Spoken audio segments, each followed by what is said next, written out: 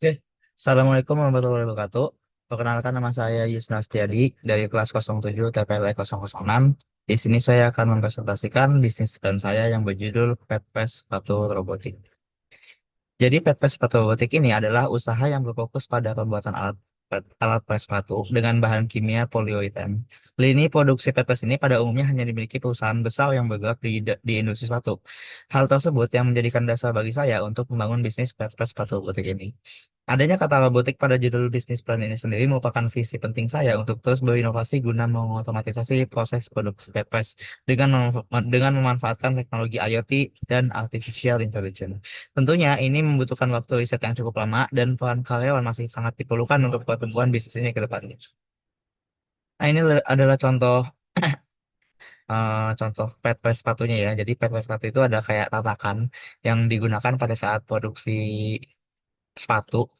Nanti sepatunya ini bakal dipres dari atas dan ini jadi tatakannya. Dan ini sangat penting untuk kualitas sepatu itu sendiri. Kemudian untuk sebagai pendahuluan, latar belakang saya ingin mendirikan bisnis ini adalah skill yang saya miliki. Eh, ini sangat langka dan nggak banyak orang yang bisa. Kemudian peluang pasarnya juga masih luas ya. Mungkin yang kita tahu kalau kalau kita dengar sepatu ya kita cuma tahu pakai aja. Kita nggak tahu kalau ada lini bisnis purpose ini gitu yang sangat menguntungkan.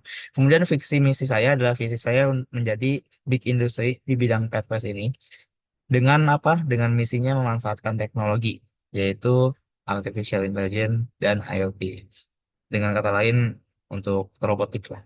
Kemudian konsep usahanya adalah inovasi produksi. Jadi saya akan mengotomatisasi proses produksinya dan ini menjadi salah satu hal apa ya yang bikin saya ngegas gitu buat kalau ini bisa saya kembangkan. Kemudian adalah persaingan kualitas, tentunya kita selalu bersaing kualitas dengan perusahaan-perusahaan lain dan nggak henti juga untuk eh, berinovasi maksudnya kayak ketika menghaluskan nah itu dibuat simetris gitu. Jadi biar produk ini berkualitas gitu. Soalnya ada aja yang ketika dibikin perpres, oh ini nggak sesuai nih, dia nyari perpres yang lain. Seperti itu. Kemudian untuk pasar dan masalahnya seperti apa? Saya berupa home industry. Jadi kalau misalkan ke big industry itu ya nggak bisa ya karena setiap big industry di bidang sepatu itu selalu mempunyai lini produksi petpestnya. Kalau misalkan home industry itu nggak ada. Kemudian persaingan produksi petpest tentunya juga sangat berlaku ya, karena banyak juga yang sudah ada yang sudah mendirikan bisnis produksi petpest ini. Kemudian selain itu juga saya akan pick up the ball, jemput bola. Saya nggak mungkin diem aja karena saya juga baru merintis untuk bisnis petpest ini. Kemudian saya akan menggunakan website dan optimalisasi dengan SEO serta penguatan produknya ya. Saya akan memperhatikan setiap kekuatan dan kelemahan dari produk yang saya buat dan saya akan evaluasi setiap harinya. Seperti itu. Kemudian untuk proses produksinya PP sendiri, pertama adalah kita membuat EVA cetak dari sepatu yang dikirimkan dari klien. Kemudian EVA cetak ini dikasih lem, dibikinlah cetakannya, kemudian dikasih chemical release pada masternya. Kayak chemical bahan kimia untuk biar nggak lengket gitu. Kemudian kita campurkan formula poliuretannya, itu tipe-tipenya, kemudian divakum.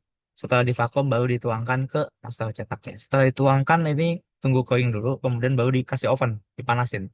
Setelah itu dicopot, dilepas mol cetak pada masternya. Setelah dilepas mol cetaknya, kita oven kembali, baru kita grinding lagi. Kita rapihkan dengan grinding. Nah, ini adalah proses yang sulit dan nggak banyak orang bisa. Kemudian kita baru kasih cemicaloids lagi untuk apa? Untuk dituang bahan kimianya lagi. Setelah dituang, dibikin dulu, habis itu dituang. Setelah dituang langsung keringkan suhunya, baru dimasukin oven lagi. Setelah di oven, dilepas lagi padnya pada mold cetak yang tadi udah dibikin pakai polyurethane juga. Setelah dilepas, baru kita oven lagi, baru kita proses grinding lagi. Nah, setelah itu baru dipolis, kemudian bisa di packing. Kurang lebih seperti itulah. Tapi sebenarnya agak panjang karena kalau kita lihat di sini juga timernya 1 jam ya untuk proses oven itu benar-benar makan waktu. Seperti itu. Selanjutnya untuk keuangan, ya belum ada ya keuangannya. Tapi kita kan bisa apa ya, merencanakan gitu. Jadi perencanaan keuangan saya seperti ini. Kebutuhan awal adalah 138.600 sudah saya hitung. Ini dibagi ke tiga bagian. Ada investasi, bahan dan bahan baku produksi per harinya. Untuk investasi di awal ya 70 juta ini mencakup kayak segalanya lah, kayak tempat, alat dan lain-lain. Untuk biaya tetap adalah biaya yang emang dikeluarkan kayak listrik per bulan, listrik, air dan segala macam. Habis itu biaya variabel adalah biaya yang saya siapkan untuk kebutuhan jika ada orderan lebih gitu. Kemudian ada bahan baku produksinya, ini kurang lebih 7.600.000 untuk per bulannya saya sudah siapkan. Dan HPP-nya adalah satu set test dijual dengan harga 250.000 untuk satu set, berarti kanan kiri ya, satu pasang. Kemudian untuk break even point-nya sudah saya hitung, BEP-nya ini adalah biaya tetap dibagi harga jual per unit dikurang biaya variabel per unit. Totalnya adalah 97 unit untuk break even point. Seperti itu. Jadi ini termasuknya agak murah ya. Agak murah. Agak apa maksudnya? Ini termasuknya agak sedikit dan saya yakin cepat untuk break even point. Setelah saya hitung laba ruginya dengan 98 unit per bulan, itu pendapatan pendapatan penjualan dikurang total biaya, ini adalah 175.000. Yang artinya serugi-ruginya saya menjual 98 unit, ini masih untung. Karena harga 250 juga itu masih terlalu kecil dan bisa ditinggikan lagi. Kita bisa bernegosiasi lagi seperti itu dengan klien. Selanjutnya untuk organisasi, saya sendiri akan menjadi CEO-nya, kemudian ayah saya menjadi COO-nya. COO itu untuk lead production juga ya. Saya akan mengurus bidang administrasi, pemasaran, dan lain-lain.